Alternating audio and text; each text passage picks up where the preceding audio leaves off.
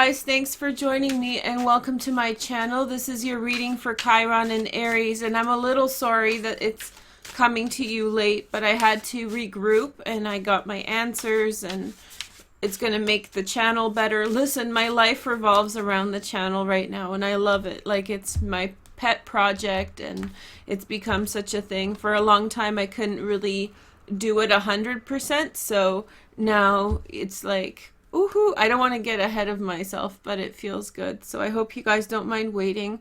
We're going to do the Chiron regular reading here, and then the extended will be on your February playlist. So if you already got the February playlist, that will be included in there as well on Vimeo, or the super duper bonus playlist for 2019. That includes your Lenormand Grand Tableau, your love reading for 2019, and this Chiron reading as well. So we're going to take a look at 3 cards as your general energy before I find out what sign I'm reading for. Your first message is Jupiter. Okay, so we have the Wheel of Fortune. This is the Karma Tarot, by the way. I'm going to put it in my store, which is linked down below, and you can get it as well. It's the deck that I started on YouTube with. I had lots of decks before, but it's different. It's kind of like Chiron. It's kind of like existential. It's very, very fluid and nice. So I recommend it, but it's not for people who like very classic or traditional things. Anyway, so we have this is my first reading after taking a break, so I have lots to say, as you can tell. We have the Wheel of Fortune, a bright new beginning. Sort of turning the leaf over. Chiron and Aries for all of us is really to do with who we are, and so it's allowing us to in some way actualize who we are, and through that energy really come into our self-awareness. Okay, so here is the next message. We have the Two of Coins.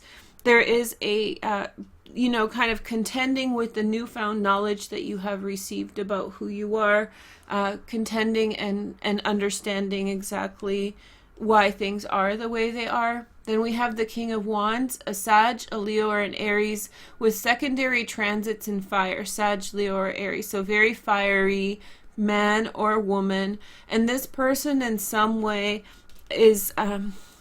there's someone you're comparing yourself against, and I'm not sure quite why, but you're comparing yourself to this person, and I think this person in some way, I think they feast off of the energy of being compared to, if that makes sense. So they really kind of enjoy, or they seek out that kind of attention, and they sort of do a lot of posturing. There's a lot of kind of trying to low-key intimidate people and situations. I'm not sure why they do that. Can't tell you why. So let's find out what sign we're reading for. I am choosing the random method just because I find that that's the greatest synergy for my readings. So we have Taurus. Hey Taurus, so we are doing your reading now. I did some readings before, so there's a little bit of a delay with these readings. This is Sun, Moon, and Rising. Somebody asked me if the chart correlates with if this chart correlates with your Sun, Moon, and Rising. It does. So what we do when we do it Sun, Moon, and Rising, we put the Sun, Moon, and Rising sign in the first house, so it works for all of us. Okay. So here's Chiron in your 12th house.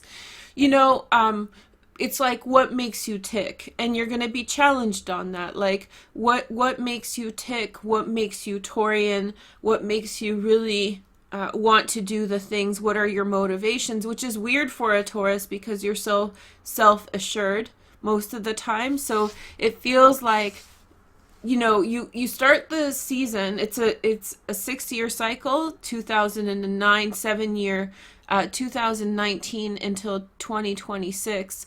So you can be watching in a 7-year period. I'm not sure which one you're watching, but in a 7-year period, this could be the case. And so we have Chiron in your 12th house in some way. You start off strong. This is me. This is, unapologetic. Yay, rah, rah. But I think soon you'll see that there will be a lot of challenges that confront you in terms of who you actually are and who you want to be. So there will be people who show up who kind of seem to have it all, and in some way that is going to be a challenge for you to really take a look at what motivates you and what is truly a Taurus expression of who you are, right? So that's the general energy for the next 7 years. I'm going to pick 3 more cards. We're going to do some rolling of the astro dice to give you more information at the end. I'm going to start doing that on a regular basis. Let me know if you like that in the comments. And then I do the extended, which is a 10 card spreads about this on the super duper bonus playlist, as I said. So we'll go a bit deeper. Let's take a look at your next cards. Your first card is the 10 of coins, which is loyalty, family. I think that there will be a lot of challenges. How do you say? There will be many challenges for you to stand by who you are and to prove to the world what matters to you. Remember, you guys are going to get Chiron in Taurus in 2026. So that's going to be do the work now, and then once it gets here, then you will have an easier time. But I think a lot of this will be like, okay, you say these things about yourself, Taurus, or you believe these things. Well, here's your family, and here's the loyalty that you have to express to others. Remember, the North Node will transit through this whole section. This whole section over the next 7 years. Each year of the North Node, South Node transit is about 1.5 years. So we're looking at maybe even to here. I'm not doing the math really in my head, but it's about this area of your chart, which means that the North Node is your Dharma, who you are, how you express yourself. So those two things are actually converging in the first house. So many of you will get married, many of you will form long-term relationships, but it won't be like easy merge. It's going to be one in which you have to prove yourself, one in which you define exactly what motivates you and what is truly your character. And it's nice that Uranus is here in the first house. I'll do a separate video on that, but with Uranus in the first house, what we're talking about is self-actualization and thinking about things from a different perspective. So taking a look at who you are, and then in some way conveying that, in a new way. So you have lots of new solutions to these kinds of queries that are coming up.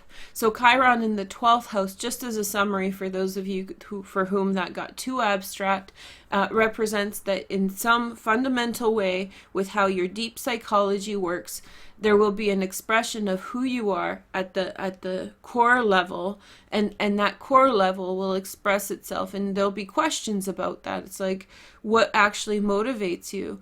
And you, as a Taurus, are typically so self-assured, especially Taurus moons, so self-assured about what makes you tick, that this transit will question the core of that. You'll be asked to make very hard decisions between one thing and another. There will be people who have seemingly what you want, and they will be so far ahead to the level that you will have a hard time achieving, or it will always be sort of outside of your reach.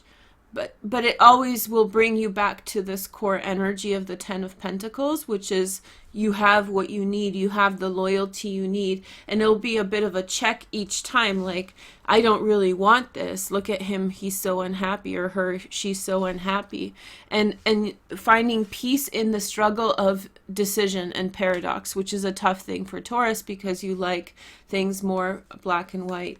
Here is the next message. We have the 6 of Wands. This is victory over circumstances, victory over indecision. Okay, this is again facing you in the 12th house Chiron transit. Who are you? Because it's hard for you to make a decision, because it's like, who am I? Decisions define who you are so explicitly that you in some way find that as a difficult process. It's your Aries 12th house. That's what does it, right? In part. We have the 6 of coins. So this is reciprocity, giving and taking. And this is what you see about this person. We have an answer already, so write that down. So this King of Wands, in some way, we're kind of like investigators, right? We're trying to figure all this stuff out.